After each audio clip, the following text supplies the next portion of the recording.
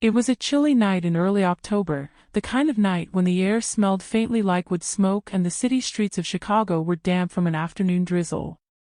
Inside a warm third-floor apartment in Logan Square, 5 friends gathered on the worn leather couch and mismatched chairs that had become the unofficial circle of their hangouts. Pizza boxes, half-empty LaCroix cans, and a tray of brownies occupied the coffee table in the middle.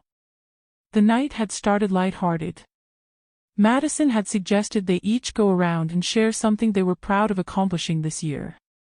She said it half-joking, the way she always threw out prompts to keep conversations moving, but everyone agreed.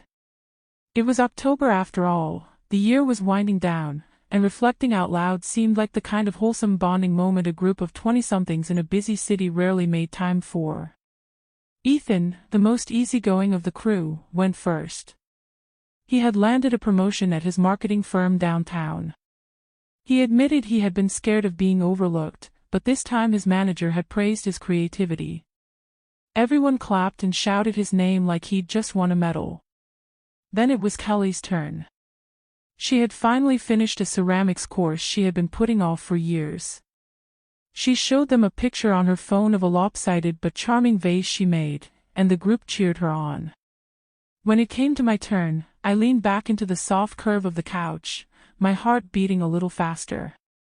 The past few months had been a transformation for me. I had been carrying extra weight since college, always brushing it off with humor, always deflecting when people made little jokes about snacks or clothes not fitting. But in July, something in me shifted.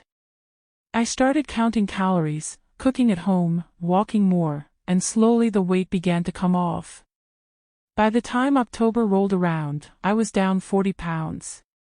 I felt different in the mirror. My jeans fit better. My shoulders looked sharper. My face looked more like the one I remembered from years ago. More than anything, I felt lighter inside, like I had taken control of something that once controlled me. So, when it was my turn, I smiled and said, "I've lost 40 pounds and counting this year, and I feel so much better." The words left my mouth clean and simple, not dressed up with explanation, not heavy with pride. Just a fact. Just something I was genuinely proud of. The room went quieter than I expected. Madison gave a polite smile, Ethan nodded, Kelly's lips curled like she wanted to say something but didn't. Then quickly, the conversation shifted.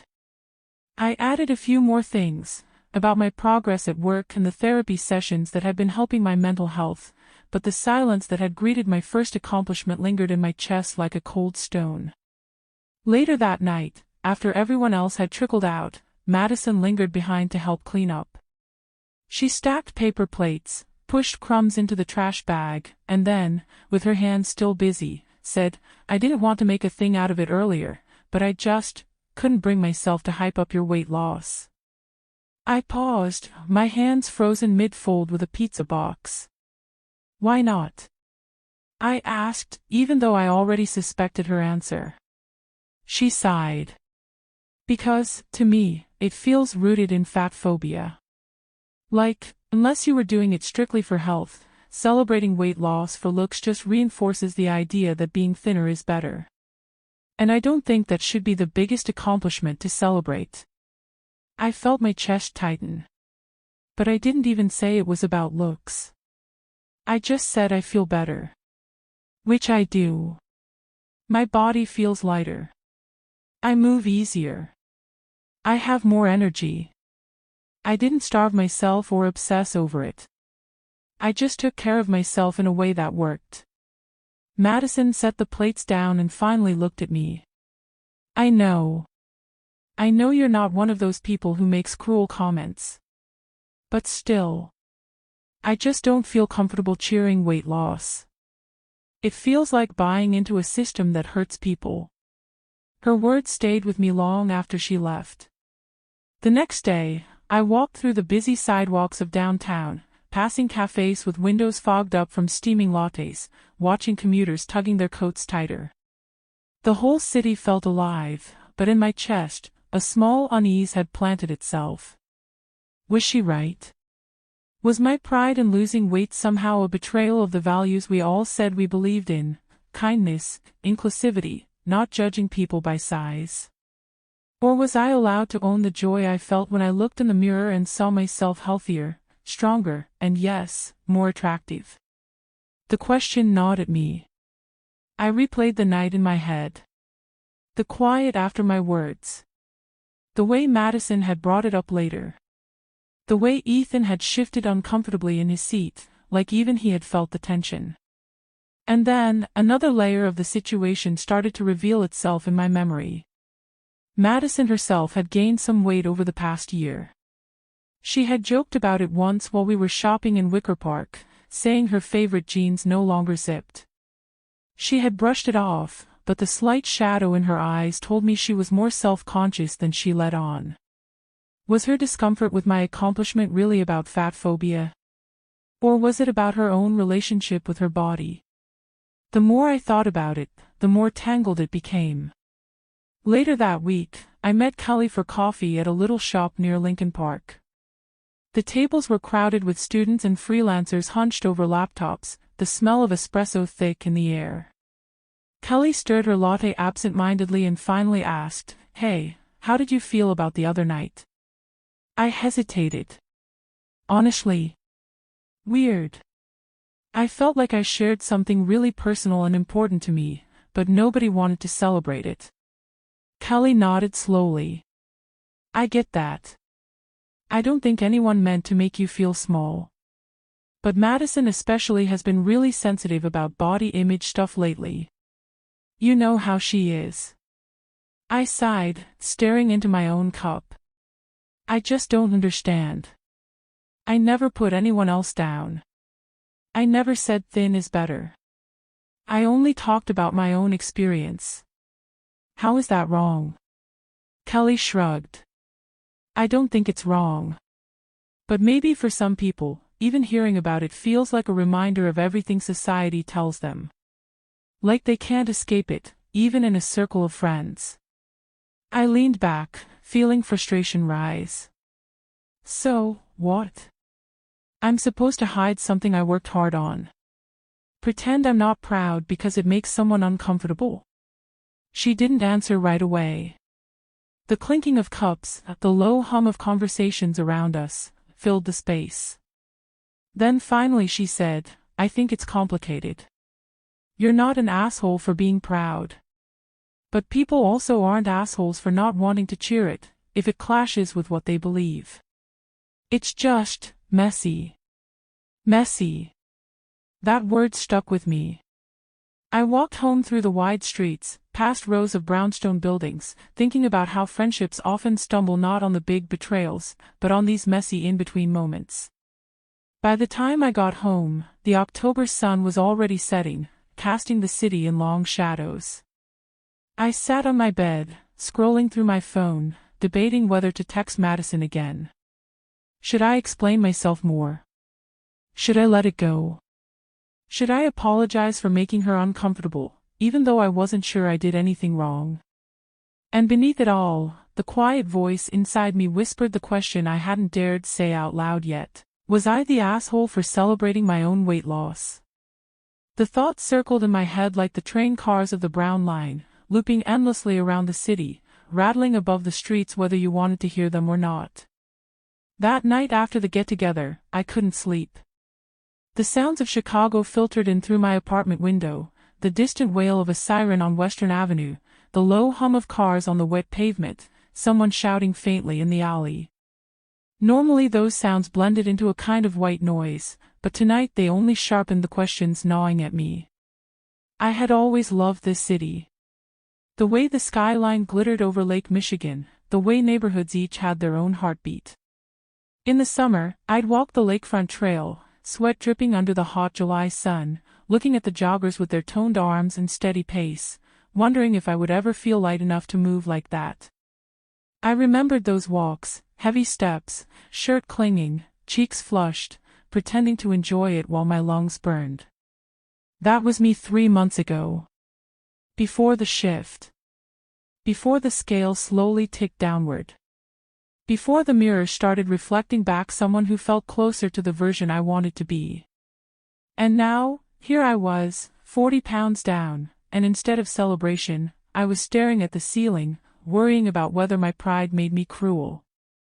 The next morning, I dragged myself out of bed, pulled on a hoodie, and walked to the corner coffee shop. It was the kind of place where college kids sat with headphones, and old men read the Tribune folded neatly under their elbows. The barista with green hair knew my name, which gave me a small thrill, like I belonged to this city in some unspoken way. I ordered a black coffee and sat by the window.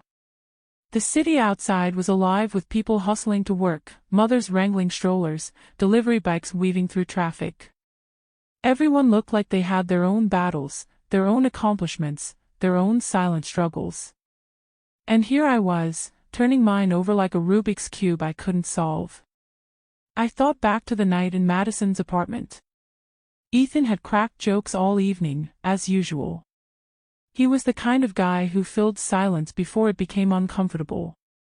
But when I'd mentioned the weight loss, even he had gone quiet. His eyes darted to Madison, then back to his drink. Kelly, sweet but careful, had given a half smile and then quickly steered the conversation to something else, as if rescuing the moment from becoming too heavy. And Madison, her silence had been loudest of all. Madison was the one who always spoke up about social issues, who corrected people when they said something even slightly off-color.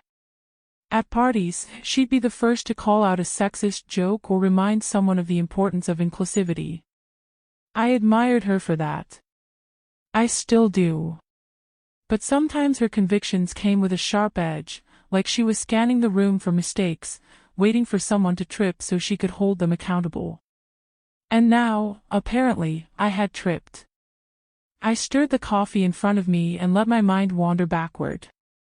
Back to when the weight had first started piling on after college. I remembered nights of greasy takeout eaten in front of Netflix, long days of sitting in an office chair, the way my body ached when I climbed the stairs to my walk-up. I remembered ducking out of photos, tugging my shirt down in public, avoiding mirrors in dressing rooms. There had been jokes from friends back then, too. Nothing malicious, but little digs. You're a foodie, huh? Guess someone's bulking season never ends. I laughed them off because that's what you do when you don't want to show that it stings. And now, when I'd finally done something about it, finally wrestled control back from the slow creep of my own habits, my accomplishment was impolite to cheer for. The contradiction stung. Later that week, we all met again, this time at a bar in River North. A crowded, noisy place with neon lights and sticky floors. Music pulsed too loud, people shouted over each other, but our group carved out a corner booth. This time, I decided to watch them closely. Madison ordered a gin and tonic, her oversized sweater hanging loose, her hair falling into her face as she spoke passionately about a podcast she'd been listening to. Kelly listened politely, nodding along. Ethan cracked another joke that made half the table laugh. When the conversation drifted, I leaned in, testing the waters. So, about the other night, I began, careful with my tone. Did it come off wrong when I said I was proud of losing weight? The table went quiet again, just like before. Kelly fiddled with her straw. Ethan glanced away. Madison set her drink down and said, "It's not that it came off wrong. It's that, the idea of celebrating weight loss can send the wrong message. That smaller is better. That your worth is tied to your size. And that's harmful." I felt the words land heavy in the booth. But it's not about worth. It's about me. My body. My health. My confidence. I didn't starve myself. I didn't do it to meet someone else's standard. I did it for me.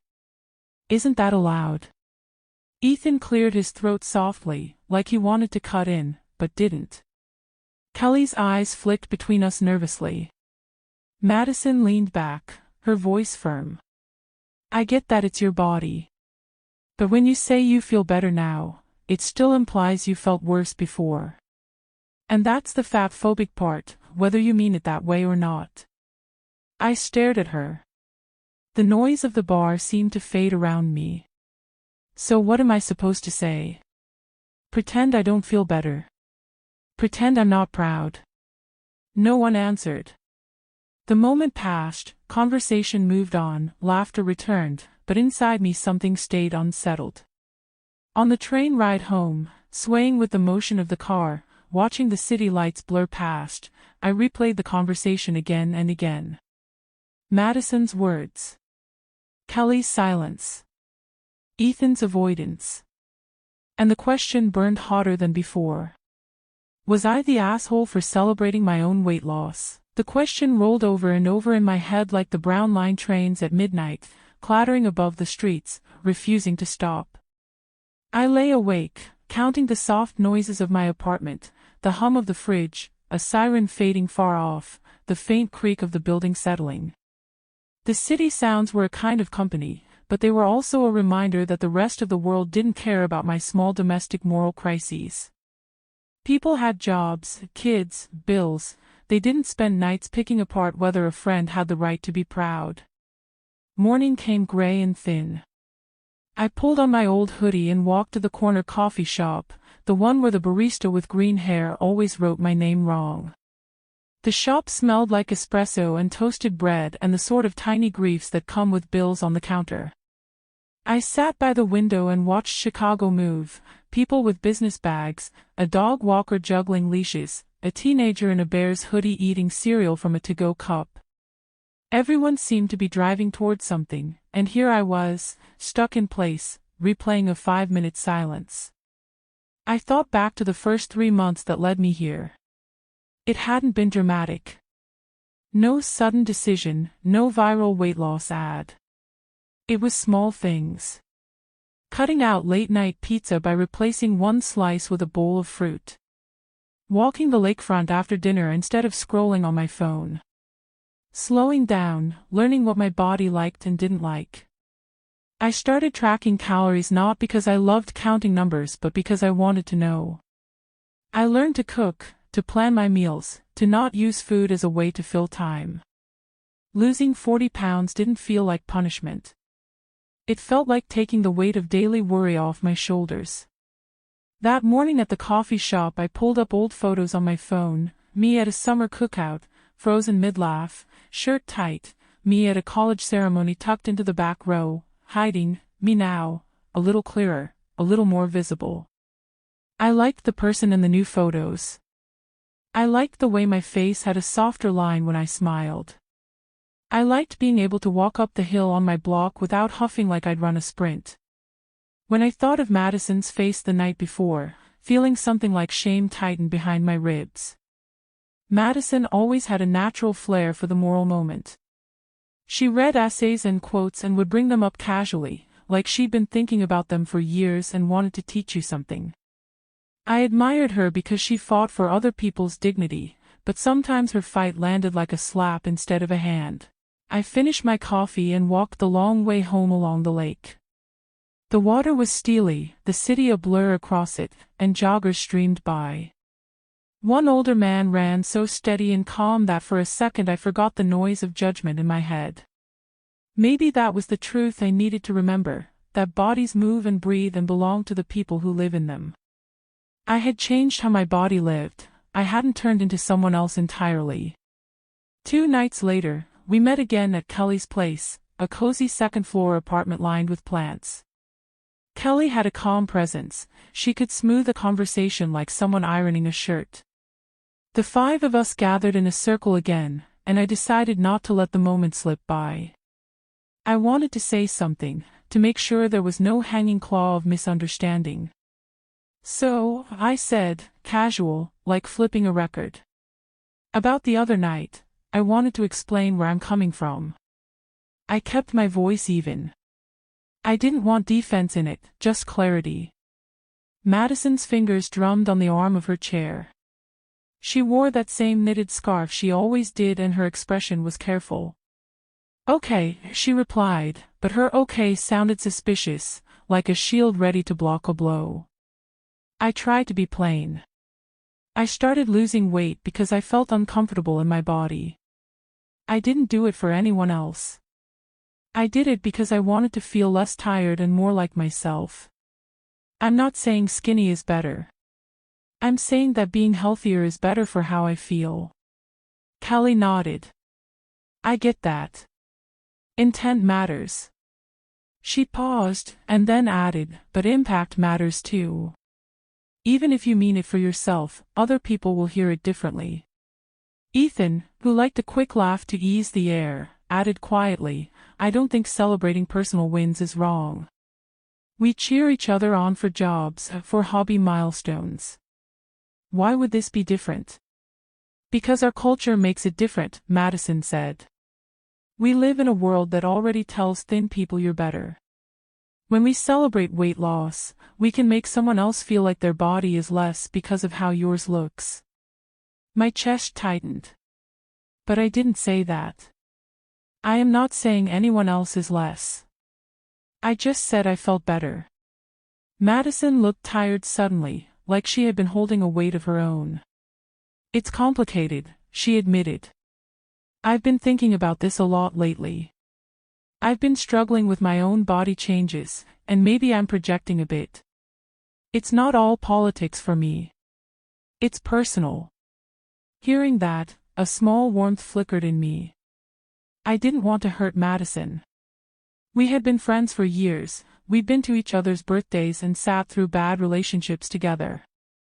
If there was a side of her that hurt, it made sense that she reacted strongly. Maybe the bluntness was less about me and more about the fear that someone she cared about might see the world celebrating struggles she couldn't easily fix. We talked longer.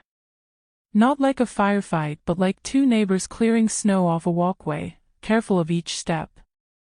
I told them about the small rules I'd made for myself, how I learned to enjoy vegetables in a way I hadn't before, how I sometimes still missed old comforts but met them with a plan rather than a binge. I told them I hadn't thought of it as a moral pedestal. I wanted them to know I'd not been cruel, not even in passing. Maybe we need better words, Kelly suggested. Maybe instead of saying, I lost 40 pounds, you say, I made some changes that helped me feel healthier. It's subtle, but it shifts the focus. She wasn't asking me to hide my win. She was offering a bridge.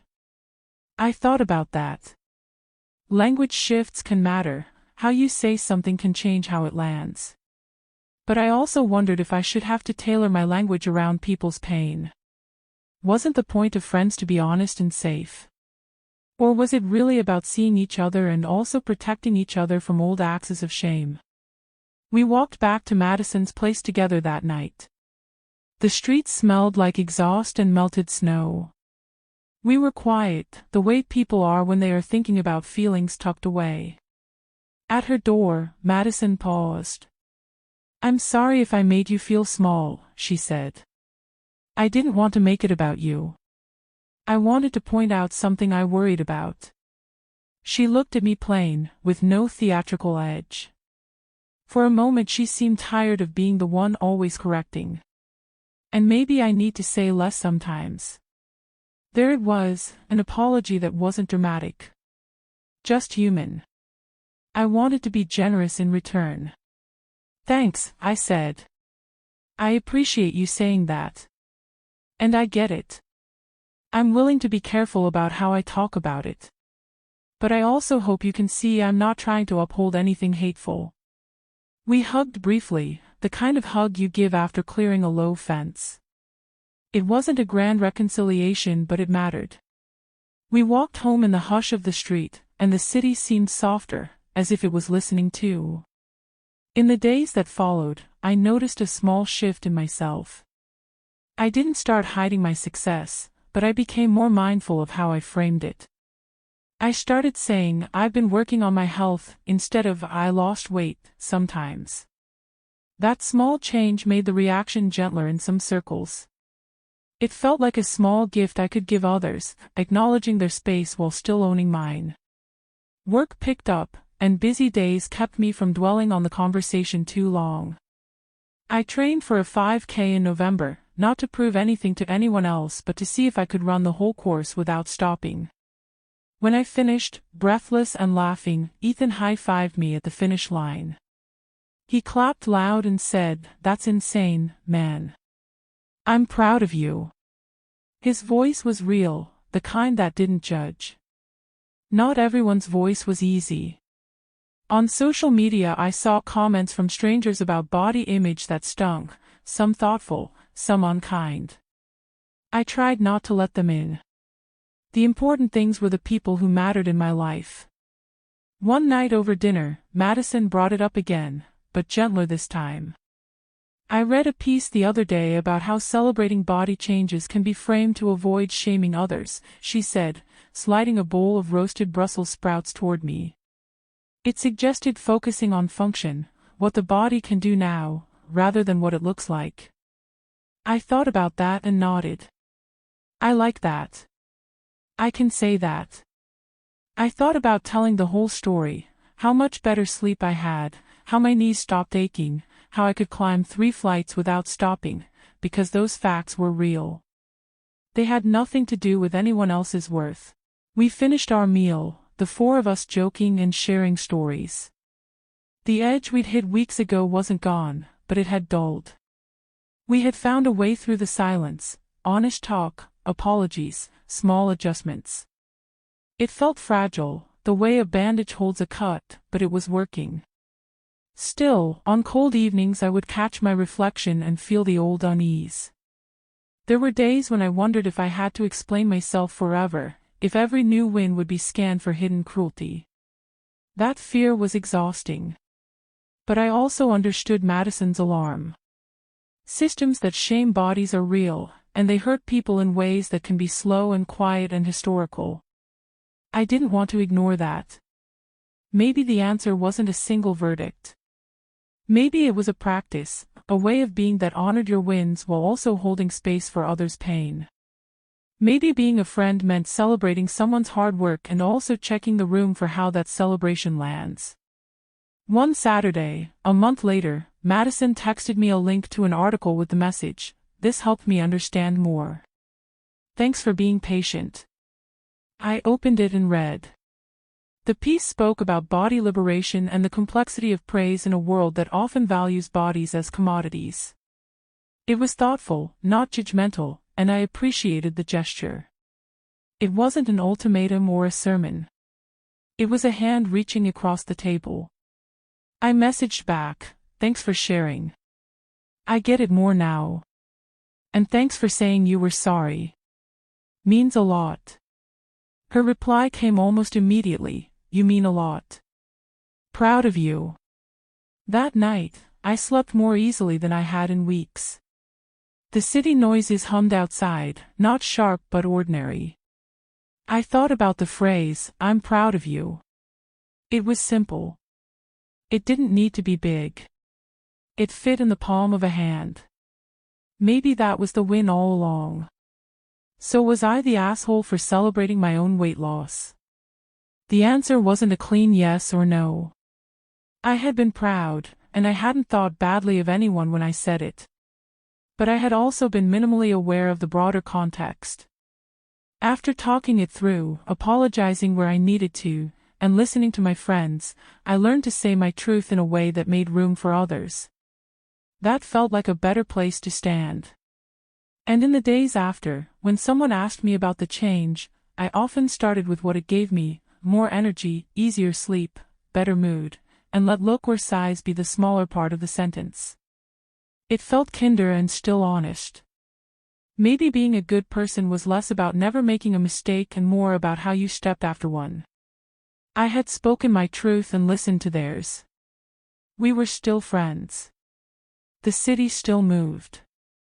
I still ran along the lake when the sun came up, and I felt lighter in ways that had nothing to do with anyone else's opinion.